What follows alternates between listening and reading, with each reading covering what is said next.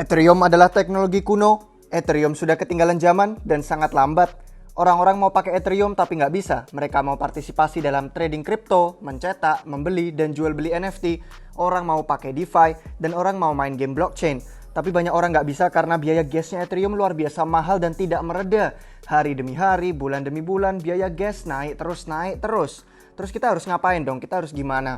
Hari ini kalian akan paham bahwa Ethereum tidak mati. Dan semua klaim yang mengatakan teknologinya kuno dan ketinggalan zaman itu tidak benar. Ethereum bahkan belum dalam wujud akhirnya. Dan di video ini kita akan ngobrolin soal perilisan solusi lapisan 2 mereka yang membuatnya lebih cepat dan lebih murah. Dan kalian bisa mulai pakai ini sekarang.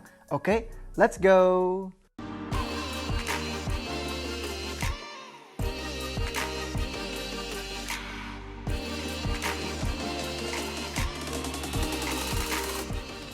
Selamat datang kembali di Republik Rupiah guys. Jika kalian baru di sini, kami adalah sekelompok tim peneliti dan investor keuangan dan juga punya passion akan kripto dan blockchain. Jadi mohon jangan anggap informasi yang kami bagikan adalah nasihat keuangan karena kami bukan penasihat keuangan. Mohon selalu lakukan riset kalian sendiri sebelum menginvestasikan uang apapun. Mari kita lihat seberapa mahal biaya gas Ethereum di chain utama. Ini semua dalam unit GUI. Tapi kalau kalian nggak paham GUI, mari kita lihat konversinya ke dolar Amerika Serikat dan biayanya untuk aktivitas DeFi berbeda di Ethereum. Swap atau pertukaran antara $100 hingga $180. Menyuplai likuiditas antara $120 hingga lebih dari $300. Dan menarik likuiditas antara $107 hingga $167. Nah, kecuali kalian bertransaksi puluhan ribuan dolar atau menambah dan menarik sejumlah besar likuiditas, ya sayang juga sih transaksi di jaringan utama Ethereum mahal. Terus gimana solusinya? Gimana kalian masih bisa terlibat dengan DeFi, NFT, dan pasar kripto tanpa bayar gas yang mahal? Kalian bisa coba lapisan 2 Ethereum. Sudah ada di sini, tapi apa itu artinya? Mari kami jelaskan. Jadi sebenarnya kita udah sering ngobrol tentang solusi lapisan 2 di atas Ethereum. Di channel ini sudah sering. Silahkan cek aja semua video kami tentang Ethereum kalau kalian belum nonton. Kami usahakan taruh link semuanya di deskripsi di bawah. Tapi untuk merekap singkat, apa itu lapisan 2? Jaringan Ethereum telah jadi sangat lambat dan mahal digunakan. Kalian lihat semua kompetitor bermunculan untuk mencoba memperbaiki masalah itu. Mengklaim mereka bisa membunuh proyek Ethereum.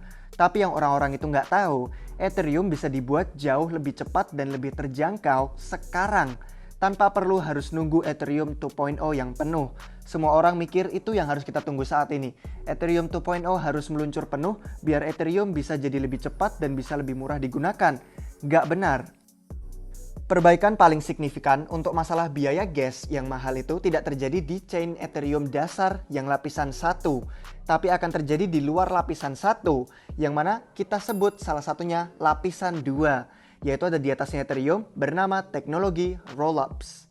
Rollup adalah jenis solusi peningkatan skala yang bekerja dengan menjalankan transaksi di lapisan 2, kemudian mengirim datanya ke lapisan 1. Ini memungkinkan Rollup untuk meningkatkan skala jaringan dan masih mendapatkan keamanan dari konsensus Ethereum.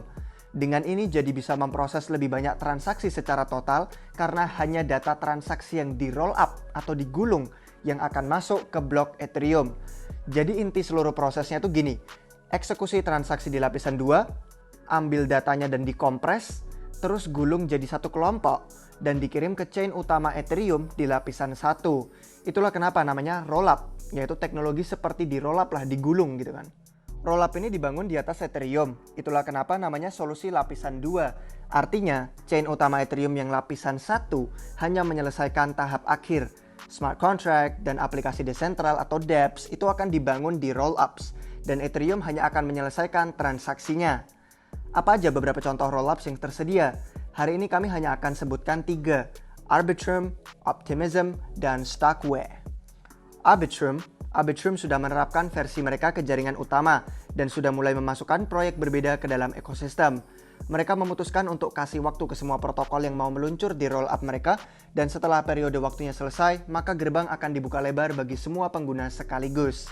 Arbitrum meluncurkan jaringan utama mereka dan mengumpulkan $120 juta pendanaan dari Lightspeed Venture Partners dan juga ada partisipasi dari Mark Cuban serta lainnya.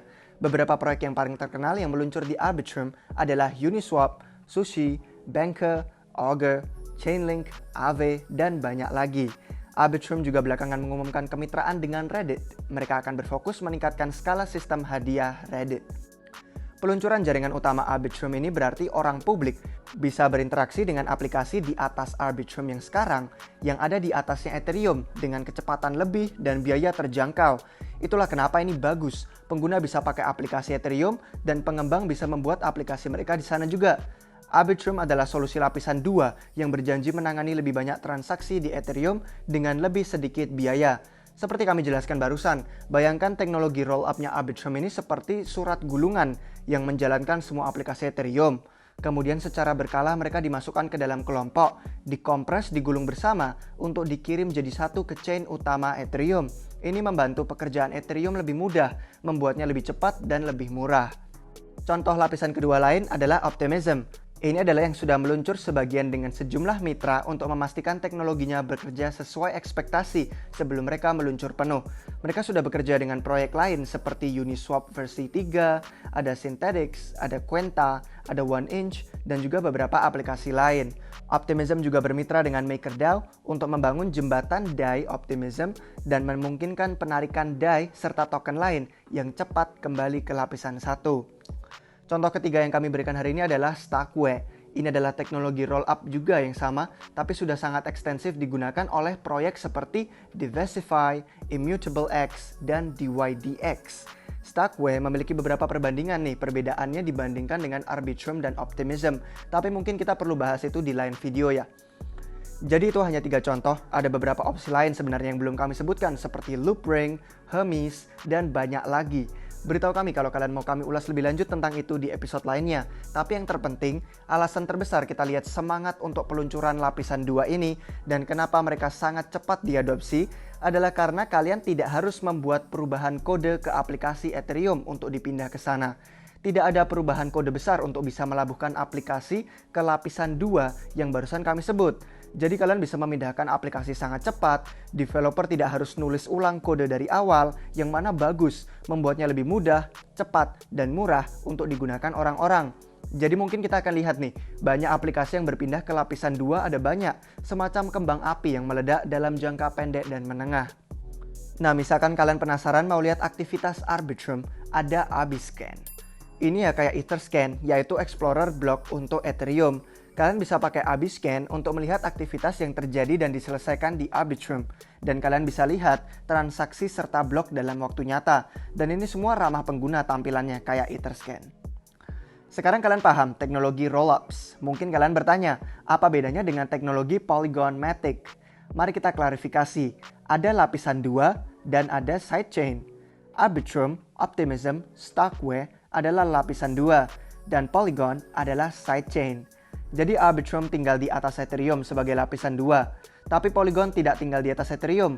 Polygon adalah sidechain yang memiliki ekosistem dan keamanannya sendiri. Polygon menyeberangi jembatan ke chain Ethereum untuk memungkinkan aplikasi dan token berpindah ke sana kemari. Tapi dengan lapisan 2 seperti Arbitrum, kalian butuh jembatan juga, tapi kurang lebih masih berada di dalam jaringannya Ethereum.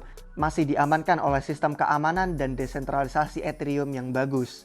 Jadi Polygon itu berbeda dari Arbitrum, karena sementara Polygon merupakan jaringan sendiri yang mengandalkan keamanan mereka sendiri dengan token Matic, Arbitrum sebenarnya masih pakai Ether, token yang sama, token ETH untuk membayar biaya transaksi. Semuanya masih diselesaikan kembali di Ethereum daripada pakai chain sendiri, tidak seperti Polygon. Jadi itulah perbedaannya antara lapisan 2 dan sidechain. Polygon adalah sidechain, Arbitrum, Optimism, Starkware, dan lain-lain adalah lapisan 2. Jadi sekarang kalian paham bedanya. Mari kita bahas cara pakai dan apa yang harus kita lakukan segera.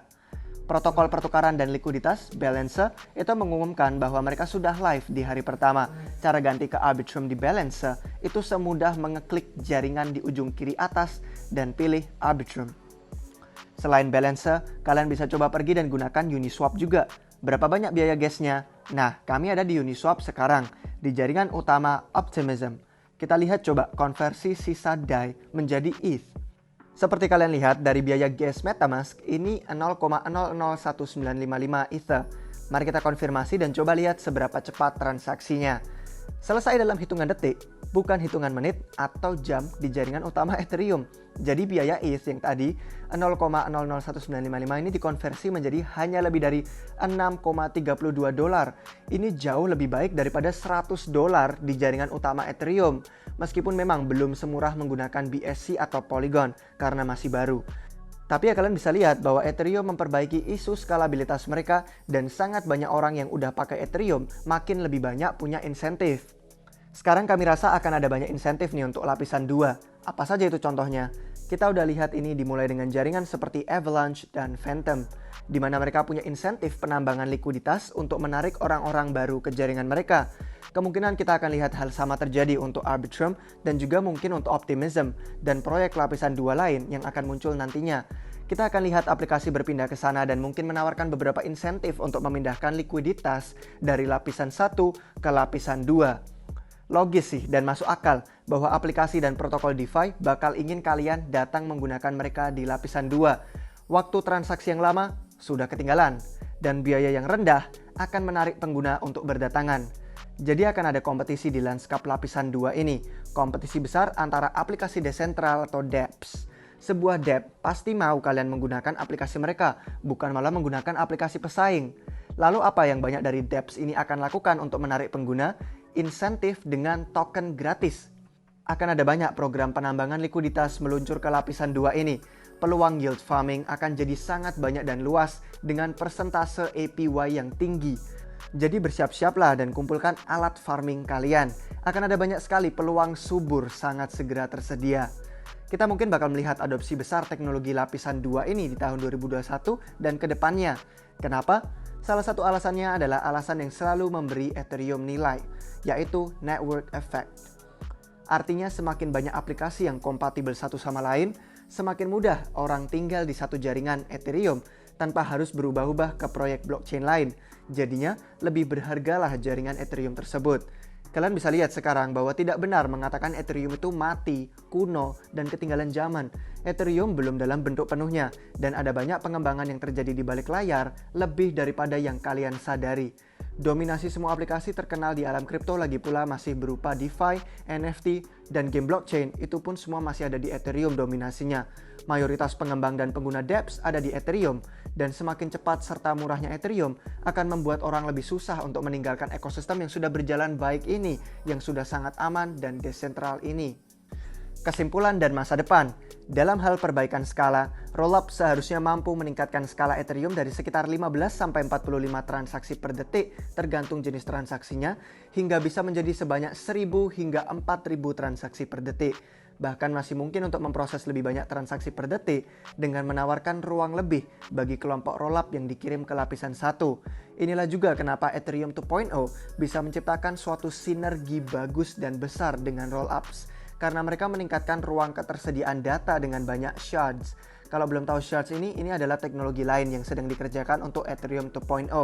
Intinya, kombinasi ETH2 dan rollups mampu membawa kecepatan transaksi Ethereum hingga sebanyak 100.000 transaksi per detik dan tetap murah. Meskipun tampaknya komunitas Ethereum berfokus pada proyek rollups yang sedang kami bahas barusan, setidaknya untuk jangka pendek ini, masih ada juga proyek-proyek lain yang perkembangannya luar biasa pesat untuk mencapai tujuan yang sama bagi Ethereum, yaitu menjadi lebih cepat dan murah. Ada banyak sekali hal yang terjadi di alam Ethereum sebenarnya. Rollup seharusnya memiliki dampak besar bagi DeFi. Pengguna yang sebelumnya tidak mampu bertransaksi di Ethereum karena biaya transaksinya tinggi, bisa tetap tinggal di ekosistem ini tanpa pergi ke proyek lain meskipun aktivitas jaringannya nanti padat. Mereka juga akan mampu menerapkan aplikasi baru yang butuh transaksi lebih murah dan waktu konfirmasi lebih cepat. Semua ini didapatkan sambil tetap diamankan oleh konsensus Ethereum yang aman penuh. Jadi kelihatannya guys, proyek rollups ini akan memicu periode waktu pertumbuhan DeFi yang lebih tinggi lagi mungkin. Tapi beritahu kami pendapat kalian di komentar seperti apa. Masih ada beberapa tantangan yang tentu harus dilalui oleh teknologi rollups ini. Jadi beritahu kami kalau kalian mau bahas lebih dalam ini semua di episode yang lainnya.